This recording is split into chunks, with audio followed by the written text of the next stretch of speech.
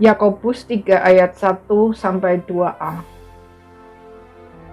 Saudara-saudaraku, janganlah banyak orang di antara kamu mau menjadi guru, sebab kita tahu bahwa sebagai guru kita akan dihakimi menurut ukuran yang lebih berat, sebab kita semua bersalah dalam banyak hal.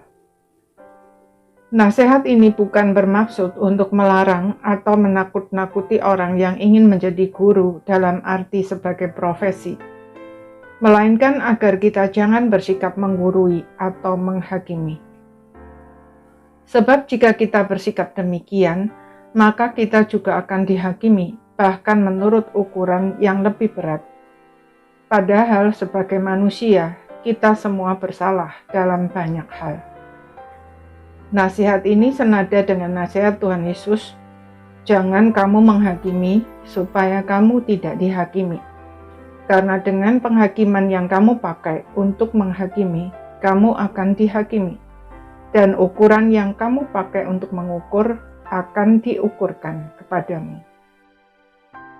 Tuhan Yesus berkata bahwa orang yang demikian sama dengan orang yang dengan mudah melihat selumbar di mata orang lain, tetapi tidak bisa melihat balok di depan matanya sendiri, lalu menyibukkan diri mengurusi urusan orang lain, tanpa menyadari bahwa dia sebenarnya sedang berhadapan dengan penghakiman Allah, yang kepadanya setiap orang harus mempertanggungjawabkan semua yang dilakukan dan dikatakan. Tentu saja bukan berarti kita sama sekali tidak boleh mengingatkan atau menegur orang lain, lalu kita bersikap cuek atau tidak peduli dengan apa yang dilakukan orang lain. Paulus justru berkata agar kita saling menasehati, tetapi dengan semangat untuk saling membangun, bukan saling menghakimi dan menghancurkan. Kita bisa menasehati orang lain tanpa menggurui dan menghakimi, jika sebelum melakukannya, kita lebih dulu meletakkan hati kita ke bawah terang firman Tuhan, agar kita dapat melihat kemarahan, kekhawatiran, ketakutan, dan luka-luka hati kita sendiri, serta menyerahkannya ke bawah kaki salib Kristus untuk mendapatkan pengampunan dan pemulihan. Dengan demikian, kita bisa melihat orang lain dengan mata yang jernih, tanpa terdistorsi oleh masalah-masalah kita sendiri. Ada kisah tentang seorang ibu yang ketika melihat jemuran tetangganya, langsung mencela dalam hati bahwa tetangga tersebut tidak bersih dalam mencuci baju.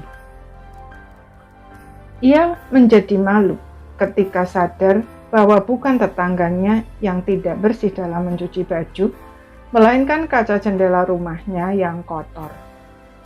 Memandang melalui kaca jendela yang kotor, membuat jemuran tetangga tersebut nampak kotor. Demikian juga jika kita memandang orang lain dengan hati yang belum dipulihkan. Maka, orang bijak akan melihat diri sendiri di bawah terang firman Tuhan dan membereskan semua yang harus dibereskan sebelum melihat dan menegur kesalahan orang lain. Dengan demikian kita bisa menilai secara objektif dan bertumbuh bersama. Amin.